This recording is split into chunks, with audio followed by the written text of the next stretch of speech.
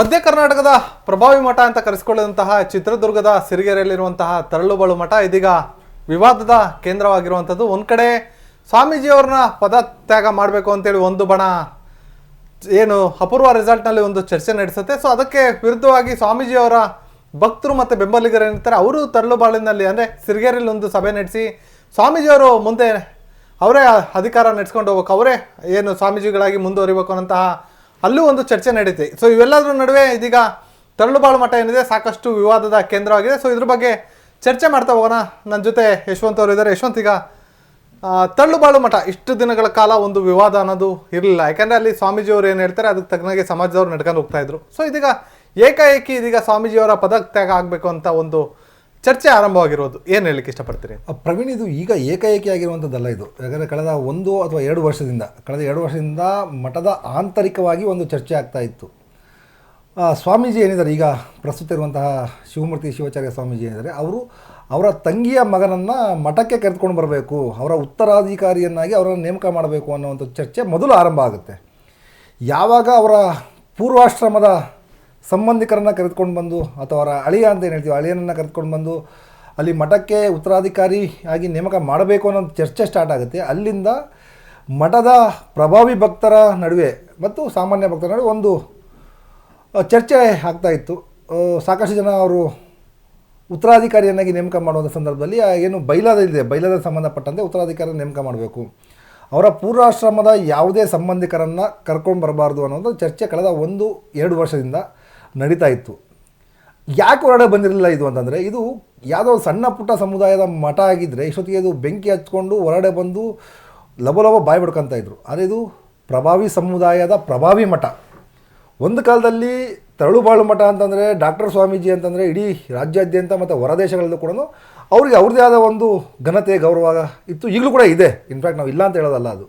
ಆದರೆ ಆ ಮಠದ ಪರಂಪರೆ ಏನಿದೆ, ಆ ಮಠದ ಪರಂಪರೆಗೆ ಇರುವಂತಹ ಗೌರವವನ್ನು ಇತ್ತೀಚಿನ ಬೆಳವಣಿಗೆಗಳು, ಅಂದರೆ ಸ್ವಾಮೀಜಿಯವರು ಏಕವ್ಯಕ್ತಿಯ ಟ್ರಸ್ಟನ್ನು ಮಾಡ್ಕೊಂಡಿರುವುದಿರ್ಬೋದು, ಅಥವಾ ಈ ಒಂದಷ್ಟು ಏನು ಪ್ರಭಾವಿ ಭಕ್ತರಿದ್ದಾರೆ ಆ ಭಕ್ತರುಗಳನ್ನು ವಿಶ್ವಾಸಕ್ಕೆ ತೆಗೆದುಕೊಳ್ದೇ ಇರೋದಿರ್ಬೋದು, ಅಥವಾ ವೈಯಕ್ತಿಕವಾಗಿ ಒಳಗೆ ಬೇರೆ ಬೇರೆ ಕಾರಣಗಳಿರ್ಬೋದು. ಆ ಎಲ್ಲ ಕಾರಣಗಳಿಂದ ಆ ಮಠ ಎಲ್ಲ ಒಂದು ಕಡೆ ಇವತ್ತು ಚರ್ಚೆಗೆ ಗ್ರಾಸ ಆಗಿದೆ ಪ್ರವೀಣ್. ಇವತ್ತು ಈಗ ಮೊನ್ನೆ ಏನು ಅಪೂರ್ವ ರಿಸಲ್ಟಲ್ಲಿ ಒಂದು ಚರ್ಚೆ ಆಗುತ್ತೆ.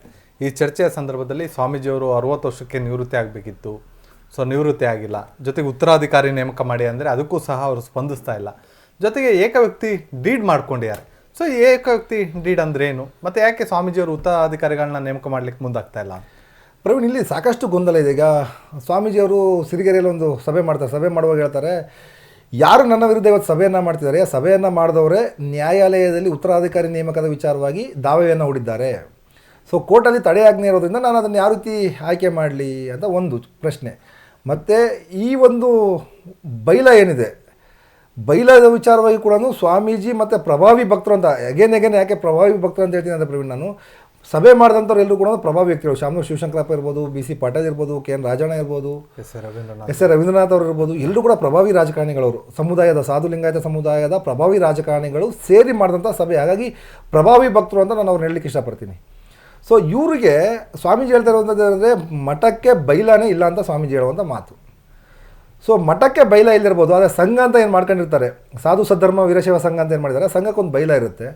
ಆ ಬೈಲದ ಪ್ರಕಾರ ಇವರು ಅಧ್ಯಕ್ಷರಾಗಿರ್ಬೋದು, ಅದೇ ಪದಾಧಿಕಾರಿಗಳು, ಆಡಳಿತ ಮಂಡಳಿ ಎಲ್ಲ ಕೂಡ ಆಗ್ತಾ ಹೋಗುತ್ತೆ. ಆ ವಿಚಾರದಲ್ಲಿ ಪ್ರಭಾವಿ ಭಕ್ತರು ವರ್ಸಸ್ ಸ್ವಾಮೀಜಿಯ ನಡುವೆ ಒಂದಷ್ಟು ವೈಮನಸ್ಸು ಭಿನ್ನಾಭಿಪ್ರಾಯಗಳು ಇರುವಂಥ ಸಹಜ. ಸ್ವಾಮೀಜಿಯವರು 2012ರ ತರಳುಬಾಳು ಹುಣ್ಣಿಮೆಯಲ್ಲಿ ಸ್ವತಃ ಅವರೇ ಹೇಳ್ಕೊಳ್ತಾರೆ. ನಾನು ಮೊನ್ನೆ ಒಂದು ವಿಡಿಯೋ ನೋಡ್ತಾ ಇದ್ದೆ, ಹಳೆ ವಿಡಿಯೋ. ಹಿರಿಯ ಸ್ವಾಮೀಜಿಗಳೇನು ಬರೆದಿರ್ತಾರೆ ಒಂದು ಪುಸ್ತಕ ಅಥವಾ ಬೈಲ ಏನಿರುತ್ತೆ, ಅಥವಾ ಒಬ್ಬ ಸ್ವಾಮೀಜಿಯ ನಡವಳಿ ಯಾವ ರೀತಿ ಇರಬೇಕು ಅಂತೇಳಿ ಅದರಲ್ಲಿ ಹೇಳ್ತಾರೆ, 60 ವರ್ಷದ ನಂತರ ನಾನು ನಿವೃತ್ತಿಯನ್ನು ಹೊಂದಬೇಕಾಗತ್ತೆ. ರಾಜಕಾರಣಿಗಳು ಕೂಡ 60 ವರ್ಷಕ್ಕೆ ನಿವೃತ್ತಿ ಹೊಂದಿ ಬೇರೆಯವ್ರಿಗೆ ಅವಕಾಶ ಮಾಡಿಕೊಡಿ. ಸೊ ನಾನು ಕೂಡ ನಿವೃತ್ತಿಯನ್ನು ಹೊಂದುತ್ತೀನಿ, ನೀವೆಲ್ಲ ಮಠದ ಭಕ್ತರೆಲ್ಲ ಸೇರಿ ಮುಂದಿನ ಉತ್ತರಾಧಿಕಾರಿಯನ್ನು ಆಯ್ಕೆ ಮಾಡಿ ನನಗೆ ವಿಶ್ರಾಂತಿಯನ್ನು ಕೊಡಿ ಅನ್ನೋ ಒಂದು ವಿಡಿಯೋ ಈಗ ಮತ್ತೆ ವೈರಲ್ ಆಗ್ತಾಯಿದೆ. 2012ರಲ್ಲಿ ಮಾತಾಡಿದ್ದು. ಸೊ ಈಗ 2024 10 ವರ್ಷದ ನಂತರ ಈ ವಿಡಿಯೋ ವೈರಲ್ ಮತ್ತೆ ಆಗ್ತಾಯಿದೆ. ಸೊ ಸಹಜವಾಗಿ 2-3 ವರ್ಷದಿಂದ ಇವರು ಉತ್ತರಾಧಿಕಾರಿ ನೇಮಕ ವಿಚಾರವಾಗಿ ಮತ್ತೊಂದಷ್ಟು ಆಸ್ತಿಯ ವಿಚಾರವಾಗಿ, ಅಲ್ಲಿ ಒಂದು ಮಠ ಅಂತ ಬಂದಾಗ ಕೋಟ್ಯಾಂತರ ರೂಪಾಯಿ ಆಸ್ತಿ ಇರುತ್ತೆ. ಆಸ್ತಿ ಇವತ್ತು ಮಠಗಳಾಗಿರುವಂಥದ್ದೇ ಆಸ್ತಿ ಅನ್ನು ಉಳಿಸ್ಕೊಳ್ಳಿಕ್ಕೆ ಸಾಕಷ್ಟು ಮಠಗಳು ಏನಿದ್ದಾವೆ, ಆ ಮಠಗಳ ಆಸ್ತಿಯನ್ನು ಉಳಿಸ್ಕೊಳ್ಳಿಕ್ಕೆ ಪ್ರಯತ್ನವನ್ನು ಮಾಡ್ತಿದ್ದಾವೆ. ಹಾಗಾಗಿ ಈ ಒಂದು ಏಕವ್ಯಕ್ತಿ ಗ್ರಿಡ್ ಮಾಡಿದಾಗ, ಏಕವ್ಯಕ್ತಿಯ ಟ್ರಸ್ಟನ್ನು ಮಾಡಿದಾಗ ಸಹಜವಾಗಿ ಇವರಿಗೆ ಪ್ರಭಾವಿ ಭಕ್ತರಿಗೆ ಒಂದು ಅನುಮಾನ ಮೂಡ್ತಿದೆ. ಸ್ವಾಮೀಜಿ ಎಲ್ಲಿ ಮಠದ ಆಸ್ತಿಯನ್ನು ಅವರು ಸಂಪೂರ್ಣವಾಗಿ ಅವರ ಹೆಸರು ಬರ್ಕೊಳ್ತಾರೋ ಅಥವಾ ಅವ್ರಿಗೆ ಬೇಕಿದ್ದಂಥ ಪೂರ್ವಾಶ್ರಮದ ಸಂಬಂಧಿಕರಿಗೆ ಅವರಿಗೆ ಬರೀತಾರ ಒಂದು ಅನುಮಾನ ಇವರಿಗಿರುವಂಥದ್ದು. ಹಾಗಾಗಿ ಇವರು ಏಕವ್ಯಕ್ತಿಯ ಟ್ರಸ್ಟನ್ನು ರದ್ದು ಮಾಡಿ ಅಂತ ಕೇಳ್ತಾ ಇದ್ದಾರೆ. ಇವರು ಏಕವ್ಯಕ್ತಿ ಟ್ರಸ್ಟ್ ಮಾಡಿರೋದು ಕಾರಣ ಏನಂತಂದರೆ, ಸ್ವಾಮೀಜಿ ಹೇಳುವ ಪ್ರಕಾರ, ಇದು ನನ್ನ ಪ್ರಕಾರ ಅಲ್ಲ, ಸ್ವಾಮೀಜಿ ಹೇಳುವ ಪ್ರಕಾರ ತೆರಿಗೆ ವಿನಾಯಿತಿ ಬೇಕಾಗಿತ್ತು ನಮಗೆ. ಈ ಬೈಲವನ್ನು ಏನು ಮಠದ ಬೈಲ ಇತ್ತು ಅಥವಾ ಸಂಘದ ಬೈಲ ಇತ್ತು, ಸಂಘದ ಬೈಲವನ್ನು ಕೇಂದ್ರ ಹಣಕಾಸು ಇಲಾಖೆ ರದ್ದುಪಡಿಸಿತ್ತು. ಅಂದರೆ ಅದು ಆ ಬೈಲದ ಪ್ರಕಾರ ನಾವು ನಿಮಗೆ ತೆರಿಗೆ ವಿನಾಯಿತಿನ ಕೊಡಲಿಕ್ಕೆ ಬರೋದಿಲ್ಲ. ಸೊ ಹಾಗಾಗಿ ನೀವು ಬೈಲವನ್ನು ತಿದ್ದುಪಡಿ ಮಾಡಿ ಅಂತ ಹೇಳಿದರು. ಹಾಗಾಗಿ ನಾನು ಏಕವ್ಯಕ್ತಿಯ ಟ್ರಸ್ಟನ್ನು ಮಾಡಿದ್ದೀನಿ ಬಿಟ್ಟರೆ ಅದು ಯಾವುದೇ ರೀತಿಯ ಆಸ್ತಿಯನ್ನು ಹೊಡ್ಕೊಂಡು ತಿನ್ನಲಿಕ್ಕಲ್ಲ ಅಂತ ಸ್ವಾಮೀಜಿ ಸ್ಪಷ್ಟನೆಯನ್ನು ಕೊಟ್ಟಿದ್ದಾರೆ. ಹಾಗಾಗಿ ಏಕವ್ಯಕ್ತಿ ಟ್ರಸ್ಟ್ ಬಗ್ಗೆ ಕೂಡ ಒಂದಷ್ಟು ಅನುಮಾನಗಳು ಮೂಡುತ್ತೆ ಪ್ರವೀಣ್ ವಿಚಾರದಲ್ಲಿ. ಈಗ ಅಪೂರ್ವ ರಿಸಲ್ಟ್ನಲ್ಲಿ ನಡೆದಂತಹ ಸಭೆಯಲ್ಲಿ ಏನು ಪ್ರಭಾವಿ ಮುಖಂಡರುಗಳು, ಪ್ರಭಾವಿ ರಾಜಕಾರಣಿಗಳೆಲ್ಲ ಪಾಲ್ಗೊಂಡು ಒಂದು ತೀರ್ಮಾನಕ್ಕೆ ಬರ್ತಾರೆ. ಹೊಸದಾದಂತಹ ಒಂದು 35 ಜನರ ಒಂದು ಸಮಿತಿ ರಚನೆ ಆಗುತ್ತೆ. ಆ ಸಮಿತಿ ರಚನೆಯಾಗಿ ಆಗಸ್ಟ್ 18ನೇ ತಾರೀಕು ಬೆಂಗಳೂರಲ್ಲಿ ಸ್ವಾಮೀಜಿಯವ್ರನ್ನ ಭೇಟಿ ಮಾಡ್ತೀವಿ. ಸ್ವಾಮೀಜಿಯವ್ರನ್ನ ಭೇಟಿ ಮಾಡಿ ಈ 2 ವಿಷಯಗಳಿಗೆ ಸಂಬಂಧಪಟ್ಟಂಗೆ ಚರ್ಚೆ ಮಾಡ್ತೀವಿ. ಚರ್ಚೆ ಮಾಡಿದಂಥ ಸಂದರ್ಭದಲ್ಲಿ ಸ್ವಾಮೀಜಿಯವರು ಅದು ಒಪ್ಪಲಿಲ್ಲ ಅಂದರೆ ಉತ್ತರಾಧಿಕಾರಿ ನೇಮಕ ಇರ್ಬೋದು, ಜೊತೆಗೆ ಏನು ಡೀಡ್ ಇದೆ ಅವೆರಡನ್ನ ಆಗಲಿಲ್ಲ ಅಂದರೆ ನಾವು ಮುಂದಿನ ನಡೆ ಕೈಗೊಳ್ತೀವಿ. ಅಂದರೆ ಮುಂದಿನ ನಡೆ ಅಂದರೆ ಶಾಸ್ತ್ರಿಂದ ಹಿಡಿದು ಬೃಹನ್ ಮಠದವರೆಗೆ ಪಾದಯಾತ್ರೆ ಮಾಡ್ತೀವಿ ಅಂತ. ಇನ್ನೊಂದು ಕಡೆ ಸ್ವಾಮೀಜಿ ನಾನು ಯಾರನ್ನೂ ಭೇಟಿ ಆಗಲಿಕ್ಕೆ ನಾನು ಇಷ್ಟಪಡಲ್ಲ, ಯಾರನ್ನೂ ಬೆಂಗಳೂರಲ್ಲಿ ಭೇಟಿ ಆಗಲ್ಲ, ಬರೋರು ಮಠಕ್ಕೆ ಬನ್ನಿ ಅಂತೇಳಿ ಪಂಥಾಹ್ವಾನ ನೀಡಿರುವಂಥ. ಸೊ ಈಗೇನು ಅಪೂರ್ವ ರಿಸಾರ್ಟ್ನಲ್ಲಿ ಮಾಡಿರುವಂತಹ ಏನು ಸಭೆ ಇರುವಂತಹ ಸದಸ್ಯರು ಬೃಹನ್ ಮಠಕ್ಕೆ ಹೋಗ್ತಾರ, ಬೃಹನ್ ಮಠದಲ್ಲಿ ಹೋಗಿ ಇದ್ರ ಬಗ್ಗೆ ಚರ್ಚೆ ಮಾಡ್ತಾರೆ. ಪ್ರವೀಣ್, ಏನೀಗ 2 ದಿನಗಳು ಅಂದರೆ ಅಪೂರ್ವ ರೆಸಾರ್ಟಲ್ಲಿ, ಖಾಸಗಿ ರೆಸಾರ್ಟಲ್ಲಿ ಒಂದು ಸಭೆ ಆಗುತ್ತೆ. ಸಭೆಯಾಗಿಯ ಮರುದಿನವೇ ಸಿರಿಗೆರೆಯಲ್ಲಿ ಸಭೆ ಆಗುತ್ತೆ. ಸ್ವಾಮೀಜಿಗಳ ಭಕ್ತರ ನೇತೃತ್ವದ ಒಂದು ಸಭೆ ಆಗುತ್ತೆ. 2 ದಿನದ ಸಭೆಯ ನಂತರ ಮತ್ತೆ ಈ ಪ್ರಭಾವಿ ಭಕ್ತರು, ನಾವು ಹೇಗೇನು ಹೇಳ್ತಿದ್ದೀನಿ, ಆ ಪ್ರಭಾವಿ ಭಕ್ತರು ಬೆಂಗಳೂರಲ್ಲಿ ಒಂದಷ್ಟು ಜನ ಸೇರಿ ಒಂದು ಮೀಟಿಂಗನ್ನು ಕೂಡ ಮಾಡ್ತಿದ್ದಾರೆ. ಮೀಟಿಂಗ್ ಏನಂತಂದರೆ, ಸ್ವಾಮೀಜಿಯವರು 18ನೇ ತಾರೀಕಿಗೆ ಸಿಗ್ತಾ ಇಲ್ಲ ಅವರು. ಸೊ ನಾವು ಮುಂದಿನ ನಡೆ ಯಾವ ರೀತಿ ಮಾಡಬೇಕು. ಸ್ವಾಮೀಜಿಯವರು ಏನೋ ನಿನ್ನೆ ಒಂದಷ್ಟು ಸ್ಪಷ್ಟನೆ ಕೊಟ್ಟಿದ್ದಾರೆ. ಬೈಲ ಬಗ್ಗೆ ಇರ್ಬೋದು, ಅಥವಾ ನಾನೇನು ರಾಜಕಾರಣಿ ಅಲ್ಲ, 60 ವರ್ಷಕ್ಕೆ ಅಲ್ಲ, ಸರ್ಕಾರಿ ನೌಕರನಲ್ಲ, 60 ವರ್ಷಕ್ಕೆ ನಿವೃತ್ತಿಯನ್ನು ಹೊಂದಲಿಕ್ಕೆ ಹಿರಿಯ ಸ್ವಾಮೀಜಿಗಳಿಗೆ ಸಾವಿರಾರು ಸವಾಲುಗಳಿದ್ವು. ಹಾಗಾಗಿ ಅವರು ನಿವೃತ್ತಿಯನ್ನು ಹೊಂದಿ ನನಗೆ ಪಟ್ಟವನ್ನು ಕೊಟ್ಟೋದು. ನನ್ನ ಮುಂದೆ ಯಾವುದೇ ರೀತಿಯ ಸವಾಲಿಲ್ಲ, ನಾನು ಹಾಗಾಗಿ ನಿವೃತ್ತಿ ಹೊಂದುವ ಮಾತಿಲ್ಲ ಅಂತ ಏನು ಸ್ವಾಮೀಜಿ ಹೇಳಿದ್ದಾರೆ.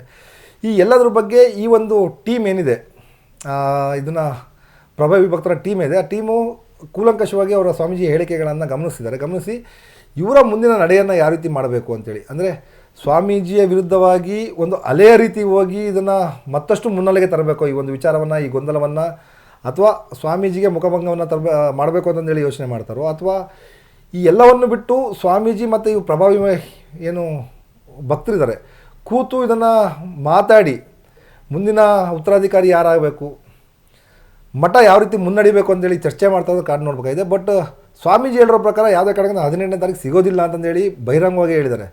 ನೀವು ಮಠದ ಭಕ್ತರಿದ್ದೀರಿ, ನೀವು ಭಕ್ತಿದ್ದರು, ಖಾಸಗಿಯಾಗಿ ನಾನು ಯಾವುದೇ ಕಾರಣಕ್ಕೆ ಭೇಟಿ ಆಗೋದಿಲ್ಲ, ನೀವು ಬನ್ನಿ, ಸಿರಿಗೆರೆಗೆ ಬನ್ನಿ, ಬೇರೆ ಭಕ್ತರು ಇರ್ತಾರೆ, ನೀವು ಬನ್ನಿ, ನಿಮ್ಮ ಮುಂದೆ ಒಂದು ಚರ್ಚೆ ಆಗಲಿ ಅಂತೇಳಿ ಪಂಥಾಹ್ವಾನವನ್ನು ಕೊಟ್ಟಿದ್ದಾರೆ. ಇದನ್ನು Shamanur Shivashankarappa and other leaders ಏನಿದ್ದಾರೆ ಅವರು ಯಾವ ರೀತಿ ತಗೊಂತಾರೆ ನೋಡ್ಬೇಕಾಗುತ್ತೆ ಪ್ರವೀಣ್ ಇದನ್ನು. ಸೊ ಎಲ್ಲೋ ಒಂದು ಕಡೆ ಈ ಒಂದು ವಿಚಾರ ಸಮಾಜದ ಏನು ಭಕ್ತರು ಇರ್ತಾರೆ, ಭಕ್ತರಿಗೆಲ್ಲ ಒಂದು ಕಡೆ ನೋವು ಉಂಟು ಮಾಡ್ತಾ ಇದೆ ಅಂತೇಳಿ. ಅಂದರೆ ಒಂದು ಕಡೆ ಈ ಪ್ರಭಾವಿಗಳಿರ್ಬೋದು, ಇನ್ನೊಂದು ಕಡೆ ಸ್ವಾಮೀಜಿಯವರ ಭಕ್ತರು ಇರ್ಬೋದು. ಸೊ ಇಬ್ಬರ ಒಂದು ಕಿತ್ತಾಟದಲ್ಲಿ ಸೊ ಈ ಸಮಾಜದ ಏನು ಜನ ಇದ್ದಾರೆ, ಸಮಾಜದವರಿಗೆ ಎಲ್ಲೋ ಒಂದು ಕಡೆ ನೋವು ಆಗ್ತಾ ಇದೆ ಅಂತೇಳಿ ಸ್ವಾಮೀಜಿಯವ್ರ ನಡೆ ಇರ್ಬೋದು, ಇಲ್ಲ ಮುಖಂಡರುಗಳ ನಡೆ ಇರ್ಬೋದು. ಸೊ ಇದೆಲ್ಲ ನೋಡ್ರಿ ಏನು ಅನಿಸುತ್ತೆ ಅಂತೇಳಿ.